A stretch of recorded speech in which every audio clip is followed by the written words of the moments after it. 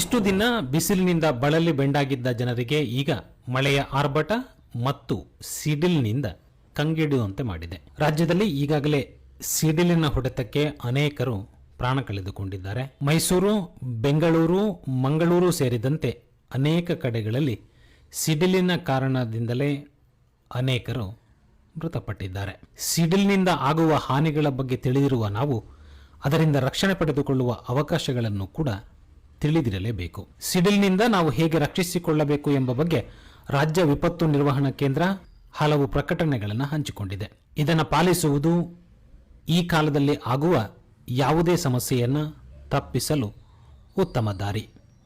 ಹಾಗಾದರೆ ಸಿಡಿಲಿನಿಂದ ಪಾರಾಗಲು ಇರುವ 10 ಮಾರ್ಗಗಳು ಯಾವುದು? ವಿಪತ್ತು ನಿರ್ವಹಣಾ ಪ್ರಾಧಿಕಾರದಿಂದ ಕೊಟ್ಟಿರುವ ರಕ್ಷಣೆಯ ಸರಳ ಸೂತ್ರ ಏನು ಅನ್ನೋದನ್ನು ಈಗ ನೋಡೋಣ. ಒಂದು ವೇಳೆ ಸಿಡಿಲು ಬರುವ ಹೊತ್ತಿನಲ್ಲಿ ನೀವು ಮನೆಯ ಹೊರಗಿದ್ದರೆ ಏನು ಮಾಡಬೇಕು? ಗುಡುಗು ಮಿಂಚು ಬರಲಿದೆ ಎಂದು ಗೊತ್ತಾದಾಗ ನೀವು ಬಯಲಿನಲ್ಲಿದ್ದರೆ ತಕ್ಷಣವೇ ಇರುವುದರಲ್ಲಿ ತಗ್ಗು ಪ್ರದೇಶಕ್ಕೆ ಹೋಗಿ ಕುಳಿತುಕೊಳ್ಳಿ. ನಿಲ್ಲುವ ಸಾಹಸ ಮಾಡಬೇಡಿ. ಸಿಡಿಲು ಬರುವ ಲಕ್ಷಣಗಳಿದ್ದಲ್ಲಿ ತಕ್ಷಣ ಸುರಕ್ಷಿತ ಕಟ್ಟಡದೊಳಗೆ ಸೇರಿಕೊಳ್ಳಿ. ನಿಮ್ಮ ತಲೆಯನ್ನು ಮೊಣಕಾಲುಗಳ ನಡುವೆ ಹುದುಗಿಸಿಕೊಳ್ಳಿ. ಇದು ಮಿಂಚಿನಿಂದ ಮೆದುಳಿಗೂ ಹೃದಯಕ್ಕೂ ಆಗುವ ಹಾನಿಯನ್ನು ತಪ್ಪಿಸುತ್ತದೆ. ಮರಗಳಿದ್ದ ಪ್ರದೇಶದಲ್ಲಿ ನೀವು ಇದ್ದರೆ ಅಲ್ಲಿಂದ ಬೇಗನೆ ಹೊರಬರುವುದು ಒಳ್ಳೆಯದು. ಕುರಿಮಂದೆ ಅಥವಾ ಜಾನುವಾರುಗಳ ಮಧ್ಯೆ ನಿಂತಿದ್ದರೆ ಅವುಗಳ ಮಧ್ಯದಲ್ಲಿ ಬಗ್ಗಿ ಕುಳಿತುಕೊಳ್ಳಿ. ಯಾಕೆಂದರೆ ಮಿಂಚು ಪ್ರಾಣಿಗಳಿಗಿಂತ ಎತ್ತರವಿರುವ ಮನುಷ್ಯನನ್ನು ಆರಿಸಿಕೊಳ್ಳುತ್ತದೆ. ಮಿಂಚು ಬರುವ ಹೊತ್ತಿನಲ್ಲಿ ವಿದ್ಯುತ್ ಕಂಬ, electrical tower, mobile tower, transformer ಹತ್ತಿರ ಇರಲೇಬೇಡಿ. ಸಿಡಿಲು ಬರುವ ಹೊತ್ತಿನಲ್ಲಿ ಕೆರೆಯಲ್ಲಿ ಈಜುವುದು, ಸ್ನಾನ ಮಾಡುವ ಸಾಹಸವನ್ನು ಮಾಡಬೇಡಿ. ಜನರ ಗುಂಪಿನಲ್ಲಿದ್ದರೆ ಪರಸ್ಪರ ಅಂತರ ಕಾಪಾಡಿಕೊಳ್ಳಿ. ಕೊಡೆ, ಛತ್ರಿಯನ್ನು ಬಳಸಬೇಡಿ. ಸಿಡಿಲು ಬರುವ ಹೊತ್ತಿನಲ್ಲಿ ಮಕ್ಕಳು ಗಾಳಿಪಟವನ್ನು ಹಾರಿಸುವುದು ಬೇಡ.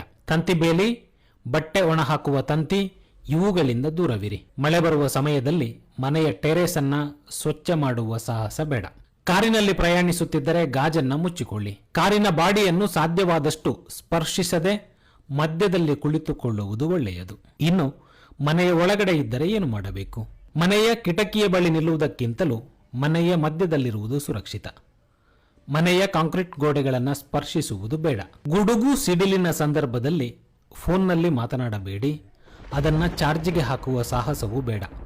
ಕಂಪ್ಯೂಟರ್ಗಳಿಂದ ದೂರವಿರಿ. ಸಿಡಿಲಿನ ಸಂಭವನೀಯತೆ ಇದ್ದರೆ ಹೊರಗಿನ ಕೆಲಸಗಳನ್ನು ಮುಂದೂಡಿ ಆದಷ್ಟು ಮನೆಯ ಒಳಗಡೆ ಇರಿ. ಮನೆಯ ಸುತ್ತಲಿನ ಕೊಳೆತ ಮತ್ತು ಒಣಗಿದ ಮರಗಳನ್ನು ತೆಗೆಯಿರಿ. ಗೃಹ ಉಪಯೋಗಿ ಉಪಕರಣಗಳ ಪ್ಲಗ್ಗಳನ್ನು ತೆಗೆಯಿರಿ. ಪಾತ್ರೆ ತೊಳೆಯುವುದು ಮತ್ತು ಇತರ ನೀರಿನೊಂದಿಗಿನ ಕೆಲಸವನ್ನು ಈ ಹೊತ್ತಿನಲ್ಲಿ ಮಾಡುವುದು ಬೇಡ.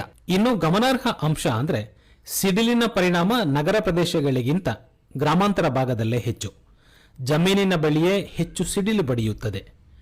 ಸಿಡಿಲಿನಿಂದ ಸಾಯುವವರಲ್ಲಿ ಹೆಚ್ಚಿನವರು ರೈತರು. ಸಿಡಿಲನ್ನು ತಪ್ಪಿಸಲಾಗದು, ಆದರೆ ಸಾವು ನೋವುಗಳನ್ನು ತಪ್ಪಿಸಬಹುದು. ಹೀಗಾಗಿ ಸಿಡಿಲು ಆ್ಯಪ್ ಬಳಸುವ ಮೂಲಕ ಸಿಡಿಲು ಬರುವ ಮಾಹಿತಿಯನ್ನು ಪಡೆದುಕೊಳ್ಳಬಹುದು. ಪ್ಲೇಸ್ಟೋರ್ನಲ್ಲಿ ದಾಮಿನಿ ಅನ್ನುವ ಆ್ಯಪ್ ಲಭ್ಯವಿದೆ. ಇದನ್ನು ಡೌನ್ಲೋಡ್ ಮಾಡಿಕೊಳ್ಳಬಹುದು. ಇದರಲ್ಲಿ ಸಿಡಿಲಿನ ವಿಭಾಗಕ್ಕೆ ಹೋದರೆ ಇದು ಸಿಡಿಲು ಬರುವ ಮುನ್ಸೂಚನೆಯನ್ನು ಕೊಡುತ್ತದೆ. ಈ ಮೂಲಕ ಸಿಡಿಲಿನ ಅಪಾಯದಿಂದ ಪಾರಾಗಬಹುದಾಗಿದೆ. ಇನ್ನು ಸಿಡಿಲು ಬಡಿದು ಮೃತಪಟ್ಟರೆ ಆ ವ್ಯಕ್ತಿಗೆ ರಾಷ್ಟ್ರೀಯ ವಿಪತ್ತು ನಿರ್ವಹಣಾ ನಿಧಿಯಡಿ ಕೇಂದ್ರ ಸರ್ಕಾರದಿಂದ 4 ಲಕ್ಷ ಮತ್ತು ರಾಜ್ಯ ಸರ್ಕಾರದ ವಿಪತ್ತು ನಿರ್ವಹಣಾ ನಿಧಿಯ ಅಡಿಯಲ್ಲಿ 1 ಲಕ್ಷ ರೂಪಾಯಿಗಳ ಪರಿಹಾರ, ಹೀಗೆ ಒಟ್ಟು 5 ಲಕ್ಷ ರೂಪಾಯಿಗಳನ್ನು ವಿತರಿಸಲಾಗುತ್ತದೆ.